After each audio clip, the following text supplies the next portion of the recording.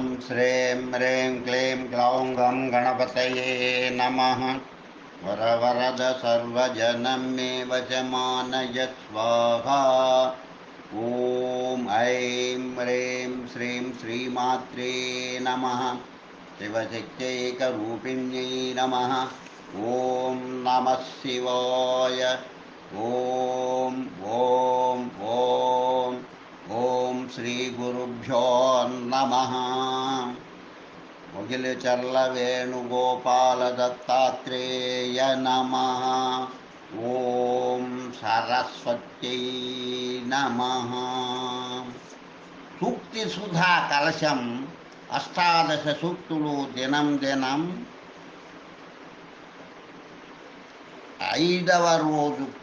ఐదవ రోజు ప్రవచనం. కాకదృష్టిర్భకధ్యానం శ్వాన నిద్రాదధైవ చ అల్పాహారం జీర్ణవస్త్రం ఏతద్విద్యార్థిలక్షణం. కాకితూపు కొంగకరణినేకాగ్రత కుక్కకును కుమితము కూడుదినుట పాత దుస్తులైన వగవక దల్తుట విద్య నేర్చువాని విధములైదు. కాకిలాగా ఒకే దృష్టి కలిగి ఉండాలి, కొంగకున్న ఏకాగ్రత ఉండాలి, కుక్కలాగా నిద్ర తక్కువగా ఉండాలి, తిండి విధంగా ఉండాలి, పాత బట్టల్ని చీదరించుకొని కొత్త వాటి కోసం వెంపరలాడకూడదు.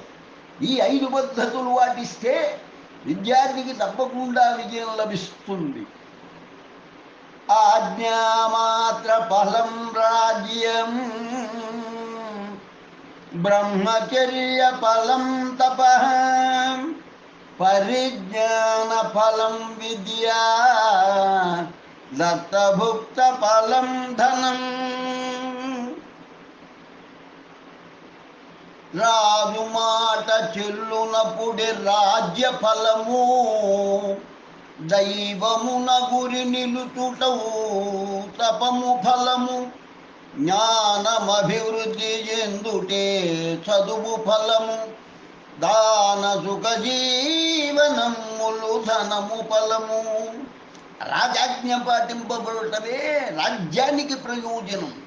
దైవం పైన గురి కుదిరితేనే తపస్సు వలన ప్రయోజనం. జ్ఞానం పెంచుకోవడమే చదువు వల్ల ప్రయోజనం. ఒక జీవనం సాగిస్తూ దాన ధర్మాలు చేయడమే ధనం వల్ల ప్రయోజనం.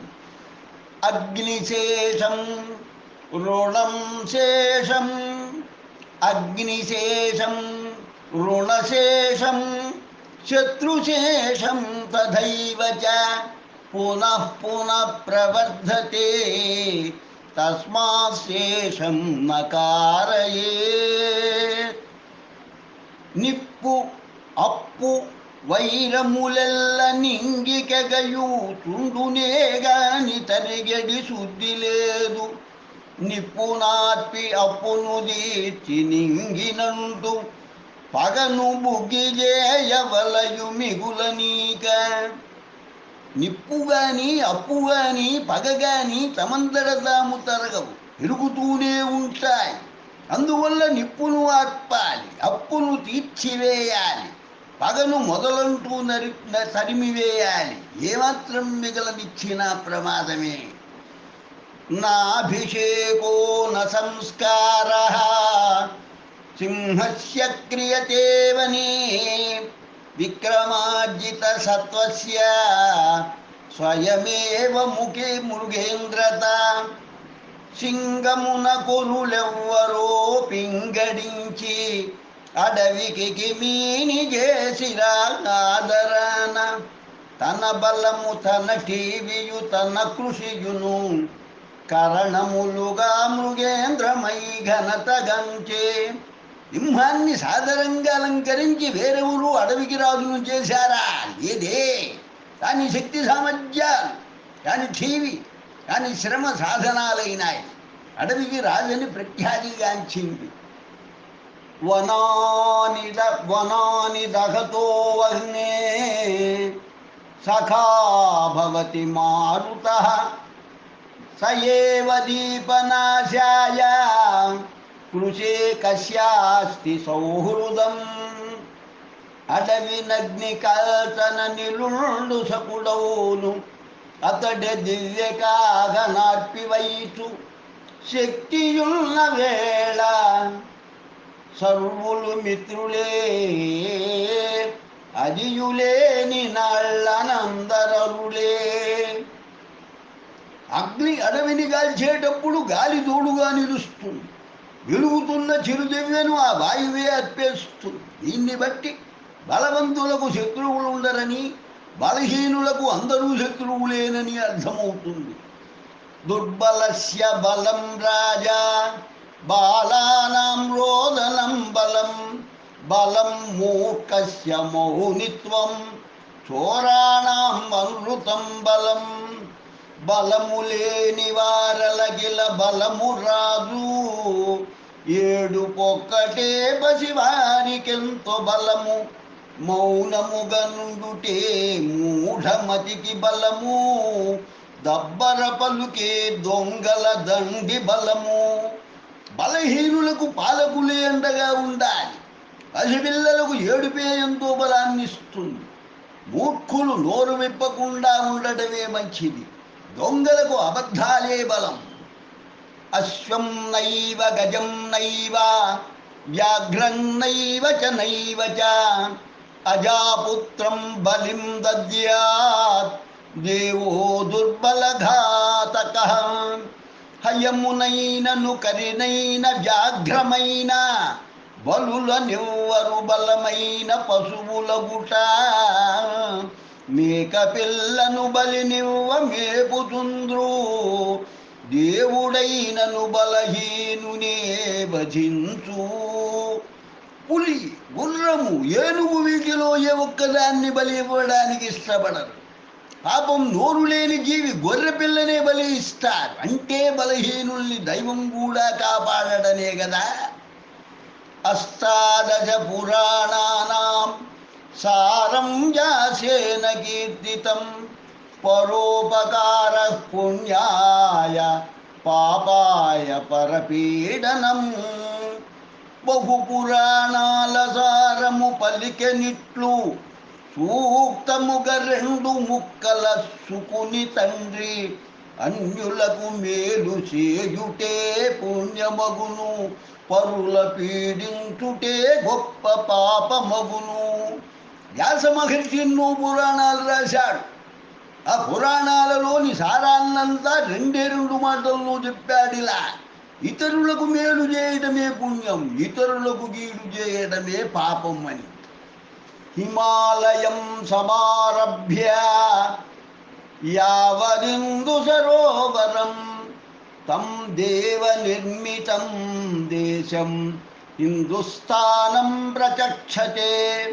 మంచు కొండల మొదలు ఆ మించు నీటి కొలను వరకున్న ఈ ధరాతల మదెల్ల దైవ నిర్మితమైనట్టి ధన్యమూర్తి హిందూ దేశముగా కీర్తినంగనిదియ.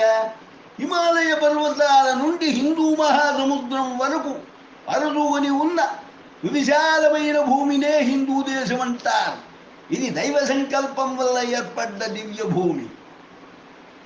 ఏతద్దేశ ప్రసూతస్య సకాశాదగ్రజన్మనః స్వం స్వం చరిత్రం శిక్షేరన్ పృథివ్యా సర్వమానవాః.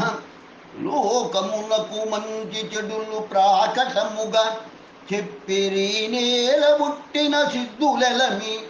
నిన్న మొన్నటి వరకును నేడు రేపటికి బ్రతుకు బాటను చూపుటీకయనగా. ఈ పుణ్యభూమిలో పుట్టిన మహర్షులు మానవాళికి మంచి చెడులు బోధించారు. ఏ కాలంలోనైనా జీవితాన్ని తీర్చిదిద్దుకొనడానికి గొప్ప వివరణగా నిలుస్తుంది వారు అందించిన జ్ఞానం. అయం నిజః పరో వేతి భావనాలఘు చేతసాం ఉదార చరితానాంతో వసుధైవ కుటుంబకం. వీడు నావాడు పెరవాడు వాడనంగా కురుత భావము వల్పుల కుండునెప్పుడు కననుదార సుచరితులు లోకమ్ము నెల్ల తమ కుటుంబము ఓలనే తలతురెప్పుడు. కొంచెపు బుద్ధి ఉంటే మనిషిని ప్రేమించలేడు. వీడు నావాడు వాడు పరాయివాడు అన్న ఆలోచన అల్పులకుంటుంది. కానీ పెద్ద మనసు గల వారు అలా ఉండరు. వారికి లోకమంతా ఒకే కుటుంబంగా తమ కుటుంబంగా కనిపిస్తుంది.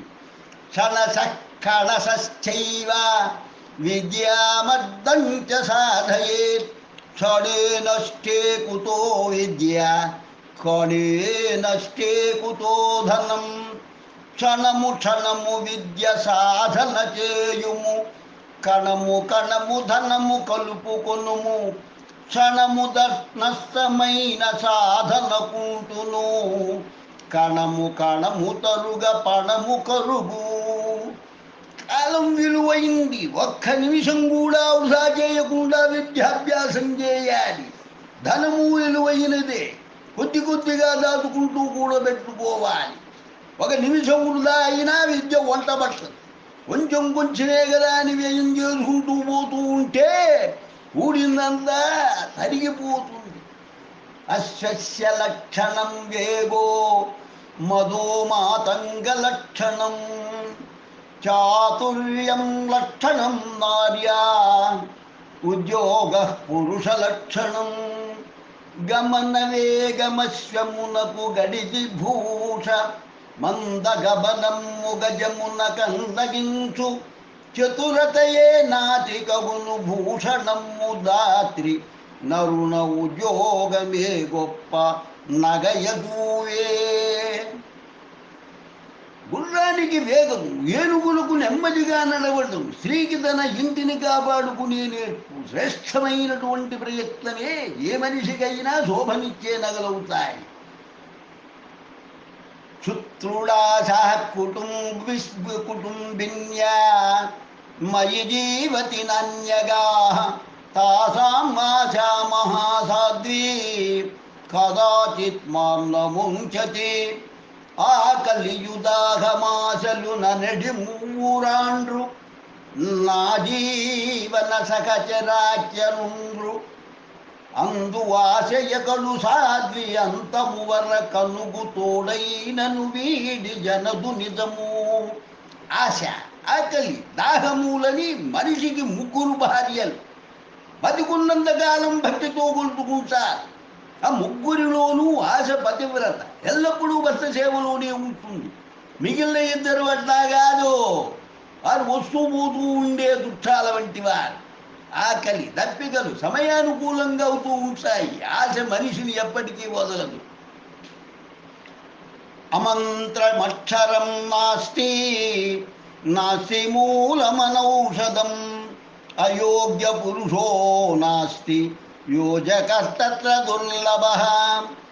మంత్రహీనాక్షరం మేది మహిని లేదు ఔషధము కాని మూలికల రయలేవు.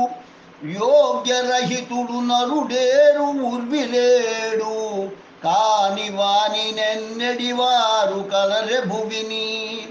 మంత్రానికి పనికిరాని అక్షరం అంటూ లోకంలో లేదు. మందుకు పనికిరాని మూలిక లేదు.